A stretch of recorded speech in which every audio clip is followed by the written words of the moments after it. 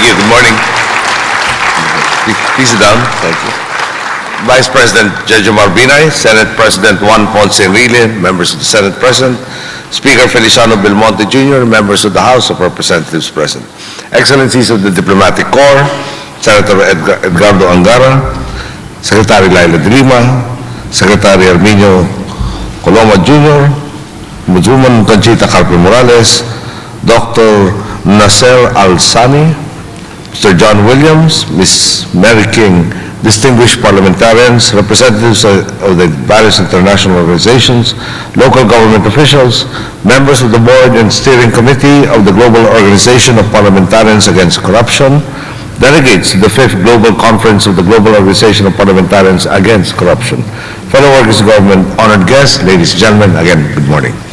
Around the world, the dominant atmosphere seems to be one of uncertainty. Economies are contracting left and right. Businesses have become more wary of risks. And people have gone to the streets clamoring for inclusiveness. The message of our times is clear. The gap between rich and poor, between the powerful and the powerless, has become too huge. Too many people are being left behind. And it has also become clear that inequity is born of corruption. The few at the top have been allowed to run roughshod over the many and have gamed the system to benefit themselves, while the rest wallow in poverty. The greatest challenge for any modern society, then, is how to stem the corruption that has feasted on the very moral fabric of our society and institutions. This is why we are here today. As people in government, we know that corruption cannot be eliminated by sending a few erring officials to jail, or by exposing a single faulty contract, or by removing from office a single oppressive tyrant. For example, the Filipino people have no doubt taken huge strides towards establishing a culture of fairness and accountability, when no less than a former president was charged with plunder, among other things. Our own Chief Justice of the Supreme Court was impeached and stripped of his position when he was found to have lied about more than 98% of his cash assets. But while these cases have undeniable impact on our cultural milieu, without structural reform, another corrupt president might one day take the reins of power, another Chief Justice might one day again betray the public trust. The problem of corruption must thus be approached strategically, always with the long term in mind. Reforms cannot be mere blips in the radar. They must usher in an enduring mainstream of good, honest governance. Only through legislation can the bedrock of inclusiveness and positive, meaningful change be set. As parliamentarians, this is your task, and perhaps you will be interested in the policies that have gotten us to where we are now, and which can also form the basis of change in your respective home countries. While policy formulation can at times be a complex matter, the overarching idea behind our efforts is simple: to put the people front and center in any agenda and to go back to the basics of public service. In short, to do the right thing. This, for example, has led to the success of our Department of Public Works and Highways. I may give one instance. Recently, the department worked on a major infrastructure project in the heart of Metro Manila. Initially, we were informed that this project would cost 694 million pesos. But just by following the right bidding procedures and after thorough negotiations, we were able to get the project done for 430 million pesos. It was done with the same quality, and they even finished 100 days early. Our country's key agencies have shown the same spirit as the DPWH, notably the Department of Justice, the Metro Manila Development Authority, the Department of Social Welfare and Development, the Technical Educational Skills Development Authority, and others have established internal mechanisms for officers to police themselves, to respond to administrative complaints, and to make certain that they are fulfilling their mandate in an efficient manner. Our Department of Budget and Management has also been taking extra care of taxpayers' money. For the past 2 years, they have been using the zero-based budgeting system, a system that makes certain that we get more bang for our buck, rather than rehashing and same old projects, regardless of whether they work or not.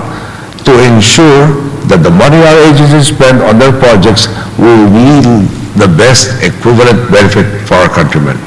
In terms of transparency, our administration has also been conducting groundbreaking work. The department, or the budget department, has ordered the disclosure of budget information on the websites of all national departments and agencies. Our Interior and Local Government Department has also adopted a full disclosure policy requiring all local government units to disclose their financial activities. The Department of Budget Management and the Department of Finance have likewise launched websites called Budget ng Bayan and Pera ng Bayan, respectively. These translate to the people's budget and the people's money. These websites allow our citizens to access information about how the government is spending their money and to report corrupt officials from the DOF and its attached agencies. We are all fully aware that in the coming years we will continue to grind it out with elements in our respective societies who simply want to profit from the hard work of others, to establish or maintain an undeserved upper hand over the common citizen. Today, we are forming a more cohesive force against corruption. And the more we share our ideas, the more we listen to one another, the sooner we will achieve our goal of eliminating corruption and reforming the system for the benefit of our peoples. It is now up to us to reach out to the most cynical of our people and show them that here is a group of people working past geographical boundaries, convinced that if each and every one of us works towards a better world, then it is possible to push human civilization into its next great chapter, an era of honesty, transparency, inclusiveness, and genuine people empowerment. Thank you, good day, and we hope you have a fruitful conference.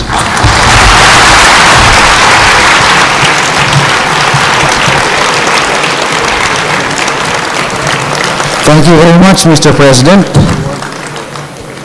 May we request His Excellency to remain on stage, and at the same time may we request the legislative chamber heads to come on stage for a photograph with the President and with the GOPAC board members.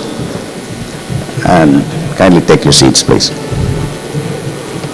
Ating pong natunghayan ang talumpati If I may repeat, may we Benigno S. invite Aquino the III respective sa harap ng heads of mga delegado legislative ng chambers 5th Conference and the on GOPAC board members to join Global President Organization on stage of for a Parliamentarians photograph. Against Corruption. Ibinida ng Pangulo sa kanyang talumpati ang mga programa ng kanyang administrasyon kontra korupsyon, kabilang na ang pagkaka-impeach kay dating Chief Justice Renato Corona at ang pagsasampa ng mga kaso laban kay dating Pangulong Gloria Arroyo. Ngunit ng Pangulo, hindi sapat ang pagsasampa ng kaso at pagpapakulong lamang ng ilang tiwaling opisyal ng pamahalaan. Kailangan anya ang paliitin ang gap sa pagitan ng mga mamamayan o ng mga mayayaman at ng mga mahihirap at ang pagpapatupad ng reforma sa sosyedad. Kailangan anya ng isang strategic approach sa pagsugpo sa korupsyon at bilang mga parliamentarians, isa sa mga mahalagang elemento dito ang lehislasyon upang maiwasan ang korupsyon. Ilan pa sa mga achievements na binida ng Pangulo ng kanyang administrasyon ay ang pagpapatupad ng reforma sa bidding process, ang zero-based budgeting system na ipinatutupad ng Department of Budget and Management at ang pagpapatupad ng transparency sa mga transaksyon sa pamahalaan.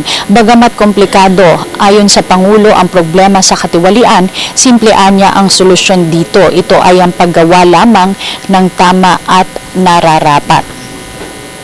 Aminado ang Pangulo na patuloy pa rin ang magiging laban ng kanyang administrasyon at ng iba pang bansa kontra katiwalian at marami pa anyang balakid ang kakaharapin. Ngunit ayon sa Pangulo, sa pagkakaisa sa pagtutulungan ng mga mamamayan, tiwala siya na makakamit ang hangarin tungo sa honest, transparent at genuine people empowerment. Kasalukuyan pong nagkakaroon ng isang photo opportunity ang Pangulo kasamang ilan pa sa mga opisyal ng GOPAC o Global Organization of Parliamentarians Against Corruption. At gaya nga ng aking nabanggit kanina, inaas na magpapatuloy ang konferensyang ito hanggang Thank you very much, Sabado. GOPAC board members. Thank you very much. At yan po ang naging live coverage ng Telebisyon ng Bayan dito sa kasalukuyang 5th Conference of Global Organization of Parliamentarians Against Corruption sa tulong po ng RTVM